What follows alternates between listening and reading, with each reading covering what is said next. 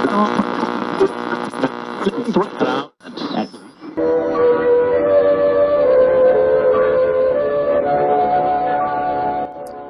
pendengar dimanapun Anda berada, waktunya mendengarkan siaran radio Lintang Kobong Sastra Juang. Selamat mendengarkan.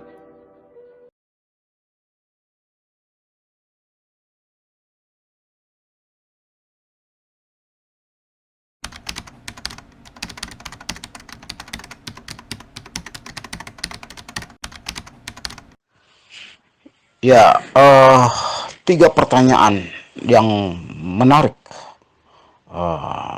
kawan Andi. Pertanyaan pertama itu jawabannya ya, kita harus membangun gerakan bersama. Membangun gerakan bersama yang tempo hari pernah saya sampaikan atau pernah saya berikan materi tentang gerakan seni partisipasi dan partisipasi seni. Nah, bagaimana kemudian misalnya nih ya, hal yang kecil aja ya, misalnya eh, Andi dengan tetangga, dengan warga di sekitar daerah situ ya, membangun kesadaran kolektif bersama, bagaimana menggali potensi kedirian, karena pasti setiap orang itu punya potensi estetik, punya potensi keindahan. Nah, eh, potensi-potensi itu diinventarisir gitu loh sama Andi gitu ya, sama teman-teman di sana. Terus kemudian setelah diinventarisir lalu diskusikan, kemudian dieksplorasi gitu ya. Terus maksudnya dibentuk diciptakan gitu ya. Dibuatkan karya bersama seperti itu dan menjadi penghidupan bersama dari situ. Kayak gitu. Uh, Seperti itu. Jadi strateginya membangun dulu kesadaran warga sekitar. Nah, sekarang kan persoalannya yang berkuasa itu, kuasa estetik itu mereka sudah menguasai medan virtual misalnya ya.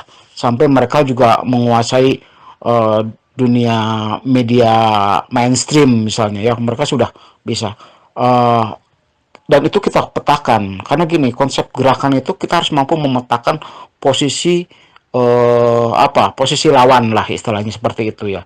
Jadi kita petakan kekuatan-kekuatan mereka seperti apa, misalnya media mainstreamnya apa, terus bentuk estetikanya seperti apa, itu diinventarisir gitu. Kayak gini sehingga kita bisa melihat bagaimana proses kimiawi dari estetika yang dibangun oleh mereka melalui media itu mempengaruhi kalangan masyarakat, anak muda, anak-anak seperti apa, itu ketahuan nanti kan. Nah, dari situ kita bongkar terus digali potensi setiap orang itu sebetulnya punya potensi lain.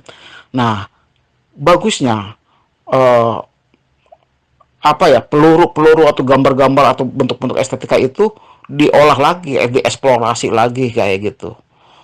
Nah, kemudian bagaimana media-media itu, misalnya gini, kelompoknya Andi ada berapa kelompok, terus bikin kelompok, kita bikin sama-sama bikin kelompok dan kita kuasain bersama media itu gitu loh, kayak gitu minimal lah di satu tempat dulu, terus kemudian nanti beberapa, saya pikir seperti itu teknisnya. Jadi eh,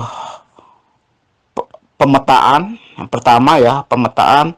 Terus kemudian setelah pemetaan kita inventarisir potensi-potensi estetiknya seperti apa. Yang ketiga, bagaimana melakukan modus operandi gerakannya seperti apa. Nah, untuk modus operandi gerakannya tentu kita harus memetakan kondisi kekuatan si pasarnya itu sendiri seperti apa. Itu kita mainkan.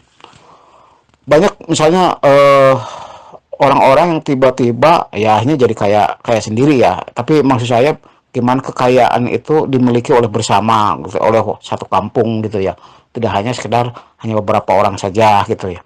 Nah, itu ada beberapa yang melakukan kegiatan-kegiatan itu dan itu menarik dan itu bisa lumayan gitu ya, mereka menggunakan secara ekonomi mereka bagus gitu. Mengambil potensi itu kayak yang bikin boneka Barbie segala macam kayak gitu. Jadi itu.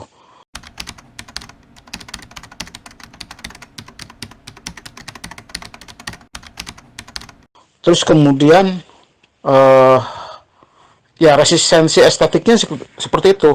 Nah, ada juga yang resistensi estetik yang dilakukan sama komunitas-komunitas punk misalnya ya. Komunitas-komunitas hippies kayak gitu ya. Mereka melakukan gerakan-gerakan kayak gitu-gitu menolak uh, estetika kaum borjuis kayak gitu-gitu ya di jalanan. Tapi kemudian juga pada ujungnya banyak yang kalah juga yang kayak kayak gitu. Nah, akhirnya oleh kapitalisme dikomoditaskan kayak gitu-gitu. Coba kita lihat misalnya fashion mereka dicuri, gitu, diolah jadi bentuk desain gitu ya. Dulu zaman saya orang pakai celana jean belel itu memang udah belel, benar-benar belel. Kadang-kadang bagian kadang-kadang misalnya bagian lutut sobek itu kita pakai handy flash gitu ya, ditempel. Saya inget tuh zaman-zaman saya remaja itu bukan karena fashion tapi memang kondisinya seperti itu. Terus baju, kaos gitu ya itu tuh jarang sekali gitu ya, kemeja dibuka gitu ya. Saya memang sejak dulu itu senang kemeja itu dibuka, tapi itu dianggap tidak sopan pada zaman itu. Dan itu saya melakukan perlawanan dengan fashion itu gitu ya, pada pada terus rambut gondrong zaman itu saya udah melakukan itu. Tapi sekarang ini kayak gitu udah jadi sudah jadi industri gitu ya. Model-model kekemuan tuh jadi industri, diolah lagi, desain lagi gitu. Kayak gitu. Jadi saya pikir jangan cari seperti itu model gerakannya. Kalau yang kayak gitu gampang dipetakan dan gampang dipatahkan. Jadi resistensi estetik itu melakukan ambil tenaga lawan, kekuatan, dan itu kita mainkan kayak gitu. Ininya model gerakannya seperti itu.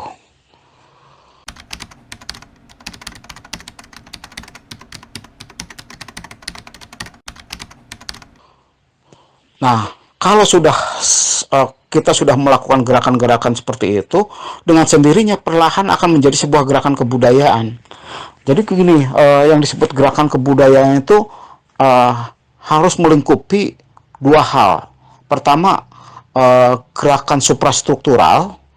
Ya, gerakan suprastruktural itu gerakan bagaimana misalnya kesadaran masyarakat terhadap soal-soal seni itu, yang kemudian seni itu benar-benar bergerak secara otoritas, secara mandiri gitu ya, dan akhirnya mereka bergerak sama-sama. Nah, lalu kemudian eh, kalau itu menjadi sebuah gerakan sosial di masyarakat gitu, nah lalu nanti kita tekan pemerintah untuk membuat peraturan. Misalnya kalau di daerah, peraturan daerah. Kalau nasional ya bisa undang-undang, peraturan presiden misalnya, atau peraturan menteri misalnya kayak gitu ya. Kita dorong supaya kemudian gerakan warga masyarakat ini menjadi satu kesatuan utuh dengan kebijakan negara gitu. Jadi nanti posisi rakyat sebagai representasi negara gitu ya, yang kemudian disembuhkan oleh pemerintahan, itu menjadi kuat posisinya. Nah, sekarang ini kan kita sudah punya undang-undang pemajuan kebudayaan tuh. Undang-undang pemajuan kebudayaan nomor 5 2017 ya. Di mana undang-undang ini kan sebetulnya undang-undang ini lebih sifatnya lebih partisipatoris. Ya, jadi pemerintah mengumpulkan seluruh data yang ada di masyarakat berkaitan dengan potensi budaya kayak gitu ya. Di dalamnya adalah kesenian. Nah, itu dikumpulkan di data, dikumpulin di lewat pemerintah, dijadiin database mereka, lalu nanti pemerintah mensubsidi pemajuannya lewat misalnya dikasih gitu Kak. Sekarang kan ada anggaran abadi tuh, dana abadi kebudayaan tuh. Kalau nggak salah setiap tahun tuh 5 triliun. Kalau nggak salah ya, saya masih ingat tuh. Waktu itu kan waktu Kongres Kebudayaan 5 triliun, dan itu ditabung oleh negara. Kita sekarang ini udah tahun keberapa. Nah, kebudayaan udah punya anggarannya di situ. Nah, nanti itu bagaimana pengelolaan anggaran itu supaya kemudian komunitas-komunitas seni, komunitas-komunitas budaya yang ada itu bisa bergerak kayak gitu ya, menggunakan itu. Yang satu itu. Terus yang kedua, tempo hari kita sudah merekomendasikan pada pemerintah bahwa bagaimana kemudian di setiap negara paling tidak gitu ya, eh, kita harus punya kedutaan kesenian gitu, yang dipimpin yang apa direkturnya adalah seniman gitu. Jangan orang-orang yang tidak ngerti kesenian. Setiap negara paling tidak lah 20 negara itu harus ada gitu kedutaan kesenian. Dan di situ kita mencoba ekspansi terus melakukan gerakan-gerakan kesenian di beberapa negara. Nah, itu yang disebut gerakan kebudayaan. Kayak gitu. Jadi gerakan kebudayaan itu harus bisa masa bahasa Indonesia bisa diakui, bahasa Inggris bisa diakui di kita. Nah, kita coba bisa juga bahasa Indonesia diakui dunia kayak gitu. Nah, seperti itu. Jadi saya waktu itu juga merekomendasikan bagaimana membahasakan Indonesia gitu, menduniakan bahasa Indonesia. Jadi bahasa Indonesia bisa diajarkan di negara-negara itu kayak gitu. Begitu, Andi.